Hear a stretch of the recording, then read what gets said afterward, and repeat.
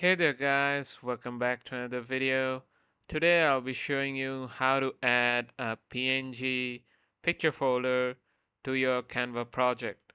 So the first thing you need to do is open up your Canva website.